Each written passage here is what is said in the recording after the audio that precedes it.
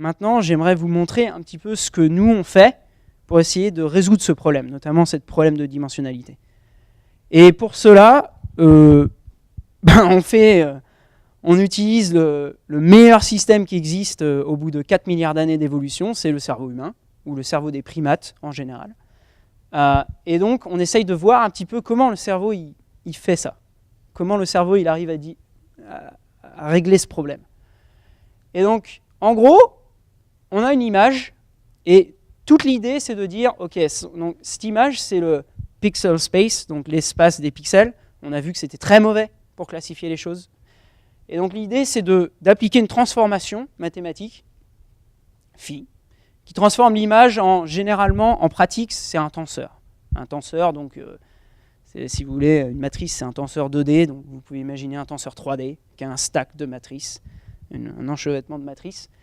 Et ensuite, une fois qu'on a fait cette représentation, on a cette fonction phi magique, ça c'est la fonction magique du cerveau, elle transforme une image en un tenseur 3D, et ensuite, on utilise des techniques mathématiques qui ont très bien été étudiées, ce qui s'appelle un domaine ce qu'on appelle le machine learning, qui, à partir de ça, si on l'entraîne, si on a plusieurs exemples de ces tenseurs, et qu'à chaque fois on sait c'est Brad Pitt, Brad Pitt, Brad Pitt, pas Brad Pitt, Brad Pitt, pas de Brad Pitt, on peut entraîner un algorithme qui, à partir du tenseur, calcule quelque chose et dit oui c'est lui ou non c'est pas lui, avec une certaine probabilité.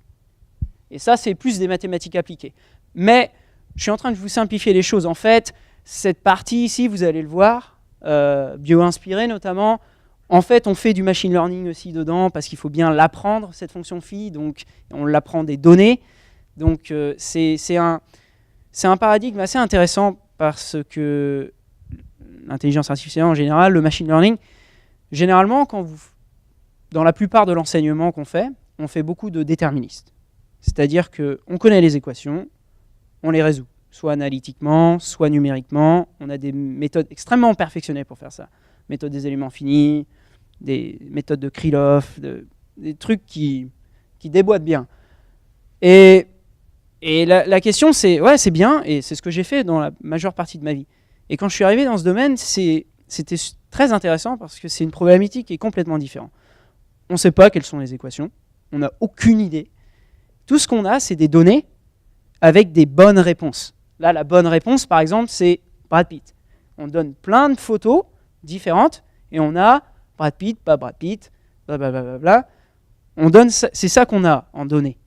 Et en gros, l'idée, le paradigme qui est différent, c'est de dire on va utiliser ces données pour essayer de trouver une fonction mathématique qui me permette d'aller de l'image vers le label, vers le nom. Et donc c'est une problématique complètement orthogonale et c'est très très intéressant en fait.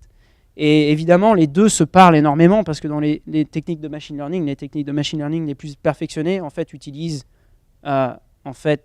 des techniques de mathématiques appliquées qui sont utilisées dans les équations dérivées partielles, la mécanique quantique, etc. D'où pourquoi je suis arrivé là-dedans, en fait. Ça explique un petit peu. Et donc, voilà la stratégie globale, si vous voulez. À un niveau très... à 20 000 mètres d'altitude, là, on regarde le problème de très loin. Donc, on va essayer de voir un petit peu cette première partie. Parce qu'on pense que cette première partie, cette fonction phi, c'est l'aspect le plus critique du problème. C'est-à-dire que biologiquement, c'est pas très plausible qu'il existe un back-end, une librairie de techniques de machine learning super perfectionnée qui, à chaque fois, reçoit une image, ils appliquent des transformations mathématiques de malade mental pour pouvoir dire « ouais, c'était Brad Pitt ». Non. Biologiquement, c'est très difficile d'imaginer. Je ne suis pas en train de dire que c'est impossible. Et définitivement, il y a un petit peu de machine learning dans notre cerveau, mais on ne pense pas que ce soit ça la chose la plus importante que le cerveau fait. On pense au contraire, et il y a beaucoup d'expériences qui ont été faites en biophysique, dans la biologie, sur des cortex visuels. Donc, en gros, l'idée, c'était, ok, on n'a pas de système d'ingénierie, un système d'ordinateur, ok, c'est pas grave, on va prendre le cerveau d'un singe, on va prendre un singe qui est toujours vivant, il a juste un petit peu d'électrodes là dans l'arrière du cerveau, et puis on va lui flasher des photos, et on va essayer de voir si, en mesurant l'activité des neurones à la fin du cortex visuel, à la fin de là où Donc l'image est transformée plusieurs fois, et quand on arrive à la fin, on mesure cette activité et on corrèle cette activité par rapport à la bonne réponse, et on se rend compte qu'on a des performances phénoménales. On arrive à classifier avec 95% de précision, c'est impressionnant. Donc ça veut dire que cette fonction phi, en fait, le cerveau, il l'a bien trouvée, elle est super invariante, elle est très robuste, elle apprend continuellement, donc c'est ça vraiment le cœur du problème, et c'est là-dessus que je voudrais passer plus de temps. L'explication, en gros, pour essayer de vous montrer par un schéma, qu'est-ce qui se passe un petit peu. Imaginons on a deux classes d'objets, des chats et des chiens. Donc on arrive sur l'œil, sur la rétine, et dans cet espace, donc 1000 par 1000, comme je vous disais, voilà, vous vous rappelez la représentation, très très mauvais, pas bon du tout.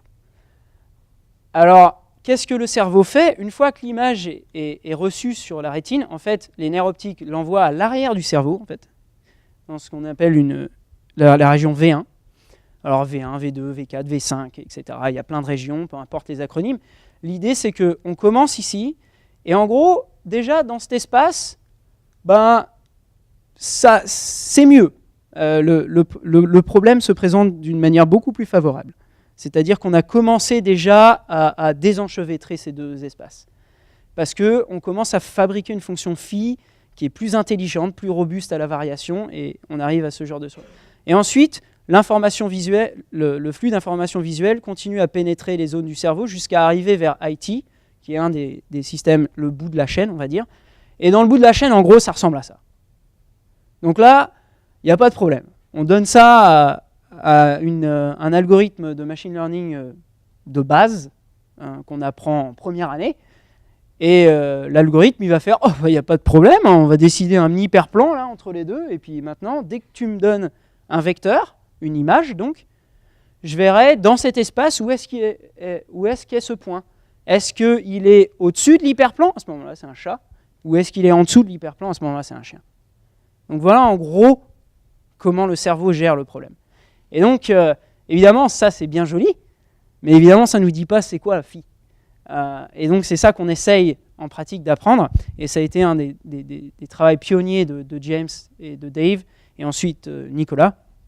En gros, c'était de modéliser l'idée maîtresse, en gros, c'est de dire que, en anglais, ils ont cet acronyme cortex is cortex is cortex. Ça veut dire que, en gros, le cerveau est organisé en couches qui se répètent. En gros, il y en a à peu près 6 dans le cortex visuel. Et à chaque étape, si on regarde au niveau de la cellule les neurones, ils se ressemblent complètement d'une couche à l'autre. Donc, l'idée qu'ils ont eue, c'est de dire, s'ils se ressemblent, eh bien, pourquoi pas imaginer que quand on reçoit l'image sur notre rétine et que ce soit envoyé à l'arrière du cerveau en V1, pourquoi ne pas imaginer qu'il y a une certaine fonction qui est appliquée à ce niveau-là, mais que ensuite l'output, la sortie de cette zone est envoyée à V2, et ensuite la sortie en V4, la sortie de V4 à IT. Et en fait, l'idée, c'est de dire, pourquoi est-ce que, si ça se ressemble physiologiquement au niveau des neurones, pourquoi est-ce que ce ne serait pas la même fonction qui est appliquée encore? Donc ça, c'est l'idée de base, en gros. Et c'est de là-dessus, à partir de cette vision des choses, de ce qui se passe dans le cerveau, et c'est une vision très fragmentaire, hein, encore une fois. Hein. On connaît pas mal de choses de ce qui se passe dans V1.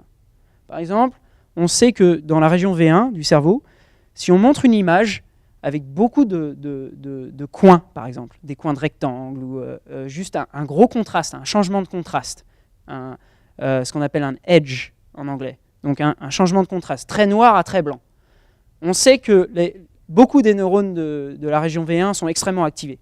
Ils sont très très sensibles à ce genre de choses. Ils sont sensibles par exemple à des petites barres verticales, à des petites barres horizontales, à des petites barres à 45 degrés, etc. Donc on connaît pas mal de choses sur V1, on connaît beaucoup moins de choses sur V2, V4 et IT.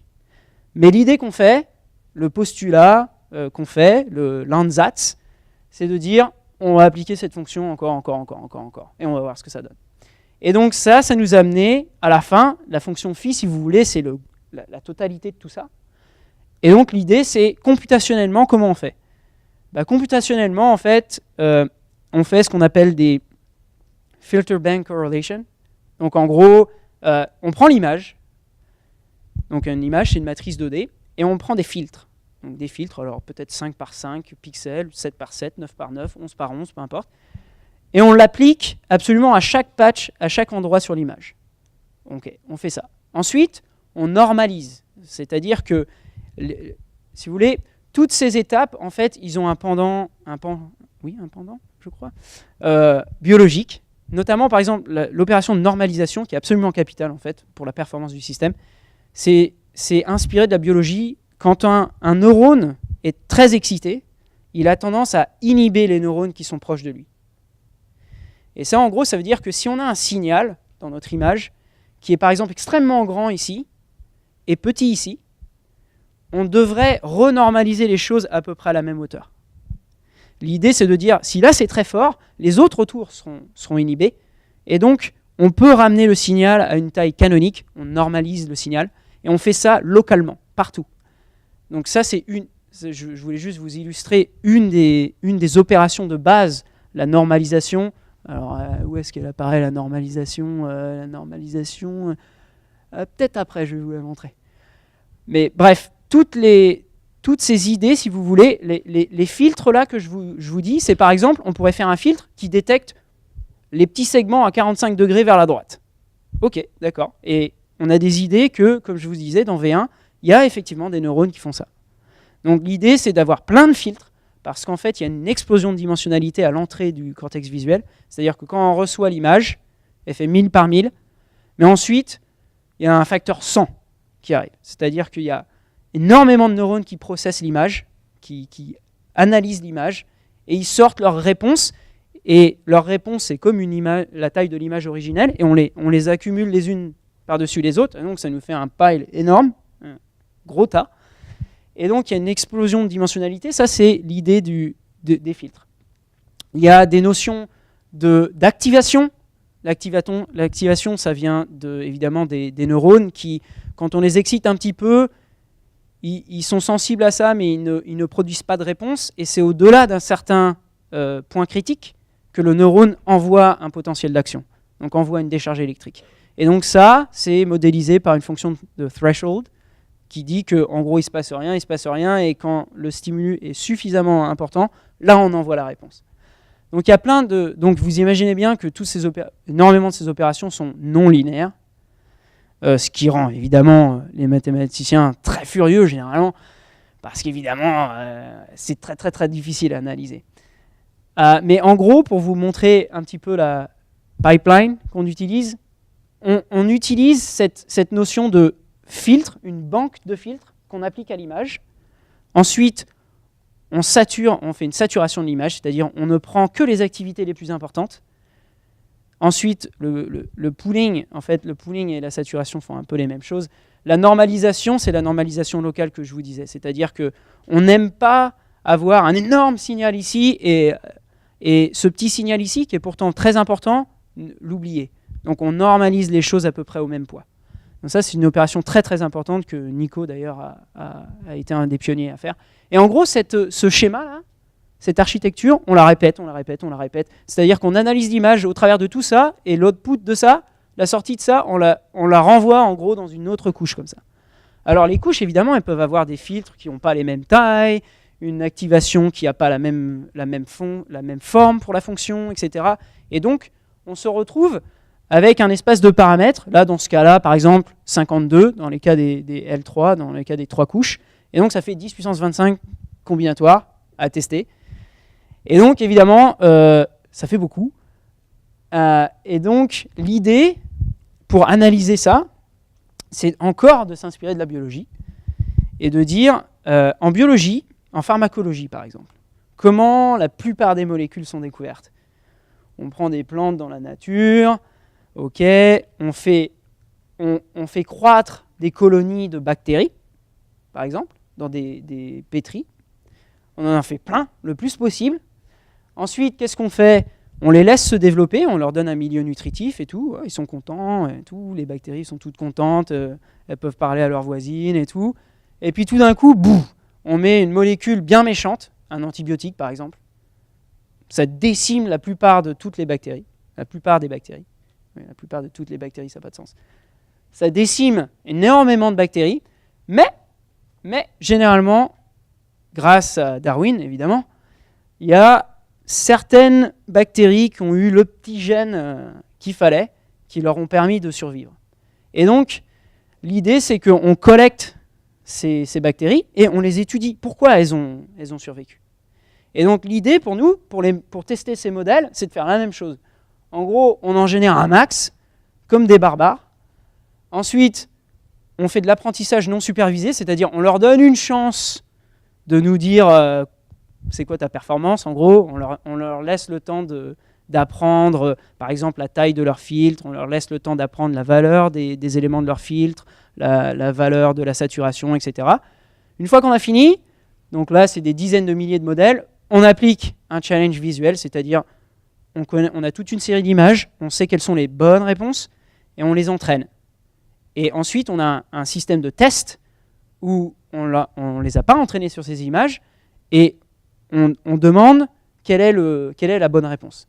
Et là, on regarde la performance. Si, en gros, ils nous disent la bonne réponse, ces modèles ou pas. Et dans quelle proportion. Et ensuite, on collecte les meilleurs modèles et on les étudie encore plus, on les valide sur d'autres bases de données d'images pour voir si, notamment, une chose très importante, pour voir si ces modèles généralisent. C'est-à-dire que c'est bien d'entraîner un modèle, mais l'erreur classique qui est faite en machine learning, c'est de surentraîner un modèle sur un dataset, sur une base de données. Et évidemment, après, la performance est meilleure, mais dès qu'on utilise ce modèle sur une autre base de données, la performance s'écroule. Ben oui, parce qu'on a suroptimisé le système sur un certain jeu d'images. Et ça, c'est ce qu'on appelle l'overfitting, et c'est très classique, et moi-même j'ai fait plein de fois l'erreur, et tout le monde fait l'erreur, et c'est très bien de faire l'erreur, parce qu'il faut l'apprendre. Mais en gros, on essaye de voir si les modèles généralisent, c'est-à-dire s'ils ont été entraînés sur cette base de données, quelle est la performance sur les autres bases de données? Est-ce que ça généralise bien? Parce qu'évidemment, le cerveau, il est très fort pour ça. Le cerveau, depuis que vous avez à peu près 2 mois, il est complètement stimulé par l'environnement visuel 24 heures sur 24, enfin pas 24 heures sur 24, mais pas loin. Et donc, au fur et à mesure, tu vois, donc vous voyez, donc le cerveau, il apprend, il fait des meilleurs modèles, il apprend. Et au bout d'un moment, peu importe ce qu'on regarde, on peut regarder les images qui viennent d'un film, on peut parler à une personne, on peut voyager en Patagonie. C'est pas grave, le cerveau, il arrive quand même à savoir exactement qu'est-ce qui est dans votre environnement visuel, reconnaître les objets, etc. Donc le cerveau généralise énormément. Et donc l'idée, c'est est-ce que les modèles généralisent? Et ça, ce serait une bonne indication de dire qu'on va peut-être dans la bonne direction. Bon, voilà, en gros, typiquement, la sortie ce qu'on appelle un high throughput run. Je ne sais pas si j'avais utilisé le... Ouais, voilà. Donc tout ça, ça s'appelle le high throughput screening. En français, le criblage à haut débit. J'ai dû demander à Google Traduction, parce que là, je déclarais forfait un peu pour la traduction. C'est donc à la sortie de ces runs, on obtient un graphe qui ressemble à ça. Donc, c'est-à-dire que quand on teste la performance de ces systèmes, voilà en gros ce qu'on obtient, quoi. Bon, on obtient énormément de systèmes qui sont bien pourris, et puis parfois, il y en a qui défoncent bien, quoi. Donc là, par exemple, presque 90% de reconnaissance en performance. Et donc là, par exemple, je vous donne les 5 meilleurs modèles, et le 6e ici, c'est simplement un mix de ces 5. Alors évidemment, si vous donnez des modèles à un spécialiste de machine learning, plus vous lui donnez de modèles, plus il va tweaker les modèles ensemble, il va fabriquer un super modèle et qui va être encore plus fort, et donc il fabrique le rouge là. Voilà. Et donc l'idée c'est maintenant, ok, c'est bien, mais est-ce que ça généralise? Donc voilà quelques tâches visuelles, toutes simples. On va prendre 2 catégories d'objets, des bateaux et des animaux. Et évidemment, un éléphant, ça ne vole pas, mais c'est pas grave, parce qu'un ordinateur n'est pas censé le savoir. Et l'idée, si vous voulez, c'est qu'on sait générer, donc comme je vous le disais, on utilise en fait des logiciels pour générer un mesh 3D d'un objet, donc pour pouvoir fabriquer n'importe quel type d'image qu'on a envie de cet objet. Et ensuite, on a envie que, évidemment, si on mettait ces objets sur un fond noir, par exemple, ou un fond blanc, le problème, c'est que quand on calcule la performance du système, il pourrait devenir extrêmement bon, mais oui, c'est simple. En gros, il n'y a pas d'activité du tout, sauf là. Ah bah oui, effectivement, et généralement un bateau c'est allongé et un éléphant c'est plutôt rond, donc voilà, nickel, 95% de performance, on a un super modèle. Et après, évidemment, on ajoute des fonds qui sont beaucoup plus naturels, pour lequel le cerveau, que le fond ce soit une ville ici, ou que le fond soit blanc, ça n'empêche que vous reconnaissez quand même l'éléphant. Maintenant, on voudrait savoir si l'ordinateur est capable de faire la même chose. Et généralement, ce n'est pas le cas. Quand on ajoute des backgrounds, la performance s'effondre. Et c'est là où on voit qu'on n'a pas réussi à toucher au cœur du problème. Et donc là, on a essayé de voir comment ça se passe par rapport à l'état de l'art dans le domaine du computer vision. D'ailleurs, au passage, là, je vous parle de l'approche bio-inspirée qu'on utilise. C'est une toute petite fraction du domaine du computer vision. La plupart des gens qui sont là-dedans ne font pas du tout ça. C'est plus une approche, on va dire, d'ingénierie, c'est-à-dire, ok, alors là on va mettre un feed comme ça, mais alors si ça ne marche pas, c'est pas grave, on va mettre un patch ici, on va faire. Et donc, certains de ces modèles performent bien, mais ils ne généralisent pas bien généralement. Et là, je vais vous montrer un exemple assez critique, où là vous voyez par exemple que nos modèles, en gros, ils défoncent bien quand même, hein. On a les meilleurs perfs. Par rapport à tous ces modèles qui sont là 5 des meilleurs modèles que vous pouvez trouver en gros sur le marché dans le milieu académique. Et ça c'est notre baseline. Ça, V1-like, vous allez peut-être le voir parfois, c'est simplement une couche, une seule couche. Et on prend toujours ça comme notre baseline, c'est-à-dire comme nos points de référence. Parce qu'on trouve que si on n'a pas au moins ça, ça ne sert à rien même d'étudier ce modèle. Parce que en gros, ça c'est un modèle, c'est un modèle zéro. C'est un modèle, c'est juste le V1-like, si vous voulez, c'est un modèle qui modélise la partie V1 du cerveau que je vous parlais, qui est sensible aux arêtes, etc. Donc, évidemment, si on avait un cerveau qui se limitait à V1, on aurait du mal quand même dans la vie. Donc là, on voit qu'à la limite, on pourrait se dire, bon, dans la littérature, finalement, c'est pas mal non plus. Hein, ils envoient du steak quand même, les gars. Mais en fait, quand on passe à des choses où on a beaucoup plus de variations, ou des tâches beaucoup plus difficiles, par exemple, ça c'est un male, ça c'est un homme, ça c'est une femme. Okay, c'est même pour un humain c'est difficile, mais en gros l'idée c'est, ça c'est beaucoup plus difficile, et on a donné beaucoup plus de variations, c'est-à-dire que quand on a généré les images, les faces n'étaient pas forcément frontales, elles pouvaient être de côté, par en dessous, par-dessus, etc. Une tâche visuelle beaucoup plus difficile. Et alors là, on voit clairement l'avantage des modèles bio-inspirés. Voilà, c'est net. Nos modèles généralisent bien, parce que quand même la meilleure performance ici approche de 90, ce qui est quand même assez impressionnant. Alors que les modèles de l'état de l'art, on voit qu'il y a quand même ces limitations intrinsèques. Ces limitations qui sont du fait que peut-être que le problème initial de l'invariance, notamment, n'a pas été complètement adressé. Je ne suis pas en train de dire qu'on l'adresse parfaitement, mais on a l'impression qu'on va dans la bonne direction. Donc ça, ce sont les résultats les plus probants qu'on a eu jusqu'ici. Maintenant, je vais passer un peu à l'aspect un peu plus technique dans la pratique.